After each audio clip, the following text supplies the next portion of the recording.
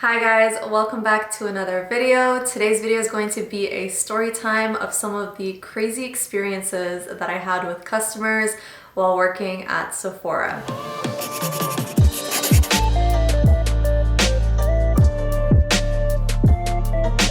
So for anyone that is new here, I actually worked at Sephora for 2 years. It was my first 2 years of university. And it was overall a good experience. It was my first real job and I absolutely loved it at the beginning. I think near the end I just got sick of it, and at the end of the day it was retail. Like any other retail job, you're dealing with a lot of customers every single day. You're working long hours for pretty much minimum wage. And it just wasn't doing it for me at that point. After 2 years, I decided to quit, and it was the best thing that I ever did, to be honest with you. During those 2 years that I worked there, I experienced a whole lot from really amazing customers that I created some amazing relationships with, to some amazing coworkers, all the way to the not so amazing customers and some very violent customers, which I will get into in this story time video. But generally speaking, you experience a lot when you work in retail, especially when you work at a mall. My Sephora was located in a mall, and it just, you learn a lot. That's what I gotta say. So I have two crazy stories for you guys. The first one is of a violent customer, and the second one is actually of a customer that needed help, and I'll explain a little later on in this video. But let's get started with the first customer. Alright, so I was working that day in color. So color is the word or the term that Sephora uses for the makeup section. So if you are a makeup artist, which I was a certified makeup artist there, you are basically put in the color zone, which is the makeup area, right? In Sephora, there's a makeup area, there's a fragrance area, there's cash, skincare, etc. So I was obviously scheduled for the color section, but on that day they were short-staffed on cash. So whenever that happens, anyone from color, skincare, fragrance can jump on and help out. So I was helping out on cash that day, and everything went fine. I was cashing out customers. It was a busy time of year. I believe it was around Christmas. And I called over the next customer, and they came up and they had a return to make. Now, Sephora at the time had an amazing return policy. Their return policy is still amazing, but before it was just ridiculously flexible. You basically could return anything at any time as long as you had a receipt. And then even if you didn't have a receipt, you could still technically return it. We just need to collect your information for the system. So basically people were taking advantage of this return policy left and right. And I don't blame them because, I mean, why wouldn't you? So I definitely saw a lot of crazy returns in the 2 years that I was there. For example, I had a customer return a tub of skincare, so like a moisturizer, and they had basically scooped out all the moisturizer and replaced it with yogurt, and I still had to return it for them because our policy was just that good. So we've definitely seen a lot of crazy things being returned, and we're not stupid. Like, we know when someone's taking advantage of the return policy, but technically speaking, we couldn't really do anything unless it was like outrageous. I mean, I guess more outrageous than someone filling up tub of skincare with yogurt, but you get what I mean. So to sum it all up, we had an amazing, really flexible return policy, and a lot of people took advantage of that. So back to my story. So this customer came up to the cash and she had a return. She wanted to return a fragrance. So she had a receipt with her, which is great. As soon as we see a receipt, it's like a sign of relief. Like, we don't have to look up anything on the system. We don't have to enter any information, just easy return and you're good to go. I took her receipt and the fragrance box, and I scanned the receipt, which is what you do. You scan the receipt first, and then you scan the product that you want to return. So I scanned the receipt, I saw everything that was on the receipt on the system, and then I grabbed the fragrance and I scanned the fragrance, and what it normally is supposed to do is highlight the item that you're trying to return. Like, if the SKUs match on the receipt and the box, it should highlight it, and then you should have an option to return it, exchange, etc. So I scanned the fragrance and it was not highlighting it on the system. So I was like, Okay, that's weird. I scanned it again. I redid the whole thing. I scanned it another time and another time, and it just wasn't highlighting it. So I knew it wasn't the system because I had tried it multiple times. So I decided to give it another go, but do it manually. So I looked at the number on the receipt, I looked at the number on the box, I inputted it manually, all that kind of stuff, and they just weren't matching. There were completely two different SKUs that were on the receipt and the box. So when this happens, when it's two different SKUs, it usually means two things. It either means that the person is returning a whole other fragrance. So they have a receipt of an old fragrance that they bought, and they have a new fragrance and they want to return it on that receipt, thinking that they can get away with it. Or it means that it is the same fragrance, but the fragrance that they're trying to return is bought from a different store, and they're trying to return it at Sephora just because we have such a flexible return policy and no one really asks any questions and you can return it. And we've seen that a lot. A lot of people would buy stuff from Costco, which is like a wholesale store, and then they would come and return it at Sephora without a receipt, which we would accept because our return policy was just that great. So I was very familiar with this type of returns. I had a feeling that that is what was happening at the time when I was cashing her out, but obviously you never want to assume that the person is trying to trick you and return a bottle that they're not supposed to. So what I did is I asked her, like, are you sure this is the correct receipt? It doesn't seem to highlight it and the SKUs don't match, so maybe you have another receipt somewhere that you can, you know, grab and we can definitely do the return if it matches. And so she's like, no, that's like, she was very adamant right off the bat, like, no, that's the receipt that I have. I bought it recently. I think she even mentioned that like her sister bought it for her or something like that, and that she has no idea this is the receipt that she was given. So I was like, okay, so I can't return it based off of like this box and this receipt because it doesn't highlight it on the system, and I would have to create a return without the receipt. But let me just ask my manager and kind of double check with her and see what we could do. And so she started getting irritated as soon as I said manager, and as soon as I said that I would go back and talk to the manager. So I was kind of confused why she would be irritated, because usually people are happy if the manager is involved. I mean, something's going to be done, because usually us as associates, we can't really do much. The manager can. So I went back to the manager and kind of explained the situation. And like I said, we're used to people taking advantage of the system and the policy. So the manager had an idea that, you know, this person's probably taken advantage of the policy, but again, we didn't want to assume. So after speaking to the manager, they were like, if the receipt and the product do not match, we can't make the return. And in this case, she wasn't going to allow a return without a receipt because the receipt didn't match and there was something sketchy going on, so she needed a receipt present in order to make the return. So even though our policy allows returns without receipts, the manager can sometimes, you know, if she kind of smells something fishy, she'll be like, you know what, no, we need a receipt in order to return this. And that was the case for that customer. So I went back onto the floor and I told her what my manager said, and she was like, what? She was so offended. She was like, what? I always return here and I've never had any issue with you guys, and like, why is this suddenly happening, this and that. This is the only receipt I have, and this is the only perfume I have, like, look, like, blah blah blah. And like, I was trying to stay calm with her, and I was explaining to her, I was like, I'm so sorry, but if the SKUs don't match, I can't really do anything. It's out of my hands. And I asked my manager, and she said the exact same thing. You need to come back with the actual receipt. Maybe your sister has it, whoever bought it for you, all that kind of stuff. Kind of gave her like different options. And then at that point, she just got really angry. She basically started screaming at me, and I was like, hold up, girlfriend. This ain't gonna happen tonight. No, I do not tolerate anyone screaming at me, especially at work. I was, you know, that person that was just like, stop. You're not gonna like disrespect me for a perfume and a receipt, you know, like, it's just not gonna go there. And so I told her, like, you gotta stay calm. Please stop yelling at me. I'm only doing my job. I'm trying my best to help you out, but you're just shouting at me and we're not gonna get anywhere. And at that point, everyone was looking at us. Like, the customer next to her was looking at us. The whole lineup behind her was just staring.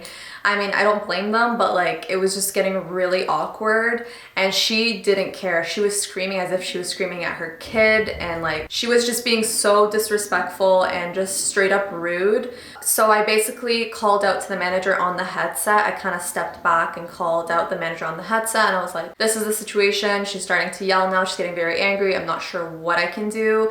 I really need your help here, etc. And the manager basically said, tell her again, there's no exceptions here, and tell her if she doesn't calm down that you're gonna call security. So I basically went back to the cash and I was like, sorry ma'am, I just asked my manager again and she said no, we can't make this return without the receipt.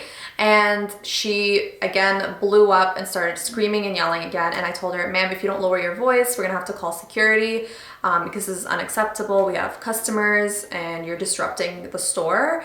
And she, at that point, snapped, like literally snapped.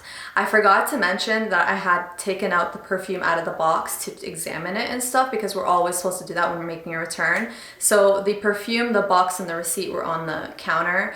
And so while she was snapping and like super angry, she was like pacing back and forth, yelling, like almost spitting in my face. Like, that's how angry she was and that's how close she was to me. She ended up being so angry that she grabbed the perfume and was like this, like she literally paused as soon as she was about to hit me in the face. And I guess that's when she realized, like, shoot, like, what am I doing? But like, she was still so angry that she was just there like shaking with it in her hand. And I was like, literally, I was like, you know, like, I froze. I literally froze. I was like, hell to the no, am I gonna get hit in the face with a cheap perfume that has no receipt for minimum wage? No, this is not happening. So at that point, when it became like physically violent, like she was about to like hit me with a fragrance, and she pretty much almost did, I was like, no, I'm not dealing with this.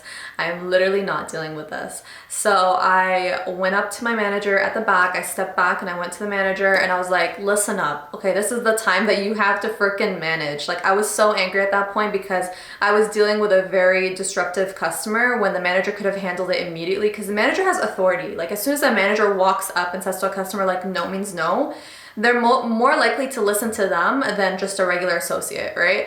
So I told her, I'm like, this is where your job shines. Like, you're supposed to come on the floor and tell the customer what you've been telling me to tell them back and forth. And on top of that, I almost got hit with a fragrance just because the customer is angry about this policy that you told me to share with her. And so I told her, to be honest with you, I don't get paid enough to deal with things like this. Like, I get paid minimum wage, and mind you, minimum wage at the time was way less than it is now, and you're telling me that I have to get hit in the face with a fragrance over what? You know, like, I was just so over it at that point. I was like, I checked out and I told her, you're dealing with her. And I'm not really sure what happened after I stepped off the floor. The manager kind of went in and dealt with the situation. I'm pretty sure she made the return for her, because that's what managers do. They tell you to say no, and then they come on and they do exactly what they told you not to do. So yeah, I have no idea what happened to that customer, and I didn't see that customer ever again, and I never ever want to see that customer again, because that experience was not fun, and it made me have a really bad day for the rest of my shift. So yeah, that was the violent customer that I had. Good times. The second story that I have for you guys is actually a sad one. Working at Sephora for 2 years, like I said, I saw a whole bunch of things, including this one story that I'm about to tell you. It caught me by surprise when I was dealing with it. I did not know how to deal with it, and looking back, I mean, I can't really blame myself how I dealt with it, because it was just shocking. Like, what I was witnessing in front of me was just shocking, and I just wasn't prepared. I was only 18 years old at the time, and yeah, anyways, let's get started with this story. So basically I was in color and I was doing makeup on clients, and then a customer walked in and she was like kind of hiding her face. She had a hoodie on. She was kind of hiding her face and not really like looking at me in the eyes. She was just like just imagine I'm wearing like a hoodie. She was like, hi, I just want to get like a color match for concealer underneath my eyes. And she was not like looking at me like straight on, so I was just kind of like looking at her like that, like trying to like see her skin tone and like her undertone, her under eyes, the condition of what she's trying to cover up. And that's what you do when you want to do a color match. So I was really awkward because she wasn't looking at me. She was kind of hiding her face, but then asking for a color match. So I was very confused, but I still told her to sit down. I would get the color match machine, the IQ, the color IQ, and we can kind of find her a color match then. So I kind of had her sit down and she took off her hood a little bit and I was able to see her face more clearly. And that was when I realized that she had been crying and her eyes were swollen and she had a black eye. So I was at that point like really confused. It kind of caught me by surprise. Like I wasn't expecting to see that. But also like it kicked in immediately that this person was basically abused and trying to hide it. And that really, really, really made me sad because she just looked so sad and so beaten up emotionally. And she just, she wasn't looking at me in the eye. She was stuttering a lot. She just wanted to get rid of whatever marks she had on her face without any questions. And I totally understood that. So instead of doing the traditional makeup application on the beauty studio in the middle of the store where everyone can see, I decided to kind of take her on a walk around the store and kind of show her different products that way. I didn't want her to feel uncomfortable because she was hiding, and I didn't want people to stare at her because the beauty studio that was in the middle of the store is literally like the center of attention. It's like bright lights and everyone passes by there.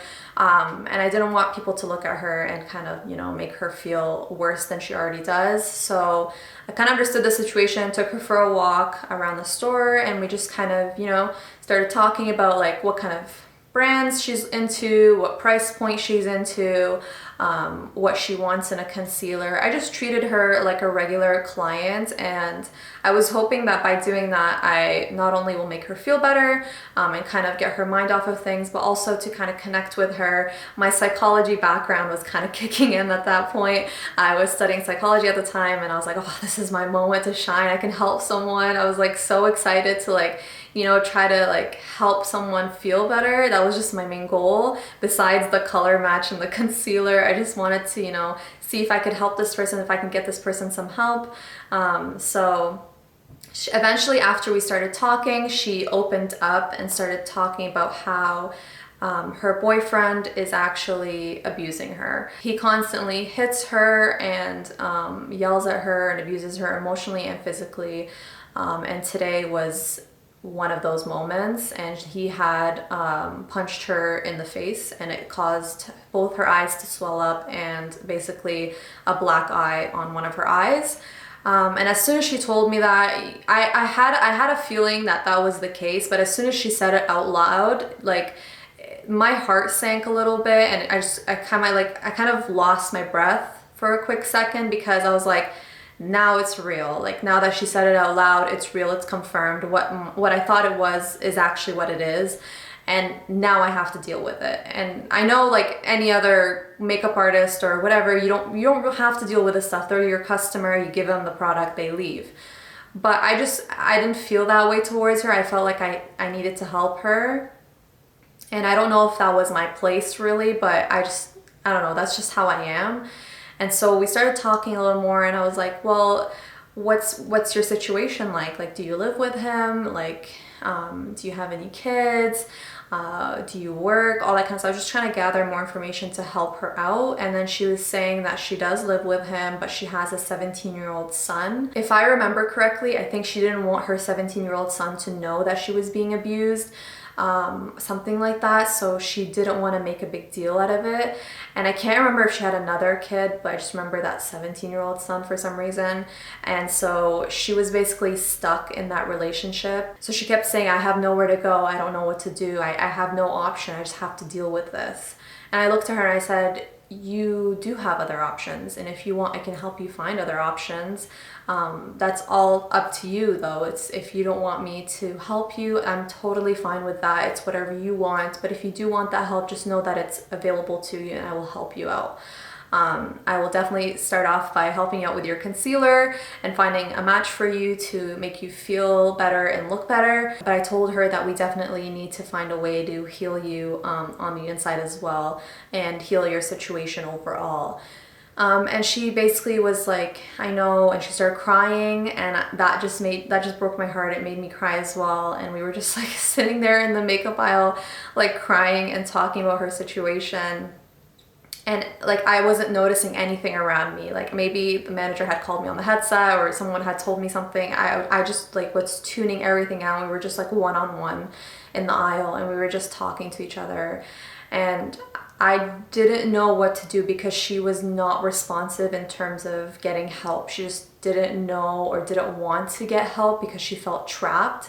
And I knew that me just meeting her for 10 minutes wasn't gonna change her entire life. As much as I wanted it to, it definitely takes a long time to heal people emotionally and get them out of toxic situations like that. So I wish that I had like taken her information and followed up with her and given her the proper resources, but she was just so against it. She's like, no, I can't, no, no, no. And obviously I'm not gonna force someone to do anything. So basically she just wanted the color match, the foundation, and the concealer. And so we did the concealer. I helped her out. It covered it completely. She felt so much better, and she was actually like smiling a little bit more, and she was such a sweet person. And I felt so bad that she was in a situation like that she couldn't, or that she felt like she couldn't get out of.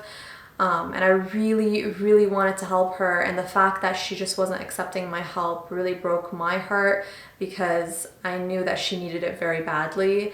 But I had to accept that there were obviously boundaries, professional boundaries, that it's none of my business at the end of the day. So I did her concealer and she left, and I had never heard from her again. And then after she had left the store, I went back to the back room. I just went there and I sat down on our break room table, and I just like, my manager's like, what's wrong? And I had like, I don't know, I just felt overwhelmed, and I just had to sit down for a second. And my manager's like, what's wrong? What's going on? You look weird. You're not on your break. Why are you back here? And I just told her what I just experienced, and I told her what I just like, who I met, and like what was going on with her. And I really wanted to help her, but I couldn't. And like, as I was like telling her like a little bit of the story, I broke down and started crying like crazy.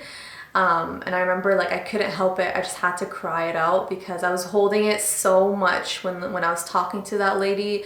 I didn't want to cry in front of her because obviously I'm not the one going through this, she is, and I didn't want to make her situation or make her feel even worse than she already was.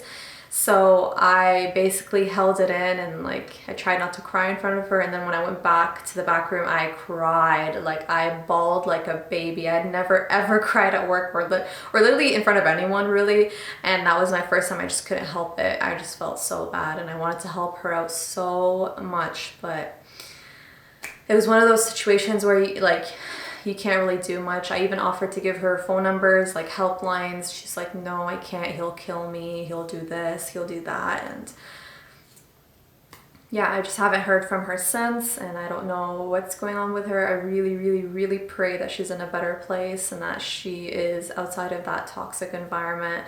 But yeah, that was another story of my crazy experiences at Sephora, working in retail. I'm sure a lot of you guys can relate to some weird experiences that you've had with customers.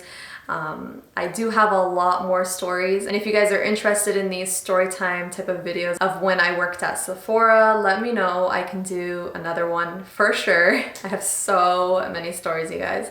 But anyways, that's it for today's video. I hope you guys enjoyed this story time. Let me know what you would have done in those two situations, in story number 1 and story number 2. I would love to know what you guys would have done. Maybe I would have done things differently now that I'm more mature, and now that I'm older, but at the time I was only 18 and that's how I was able to deal with things. But yeah, that's it for me today. I'll see you guys in the next one. Bye!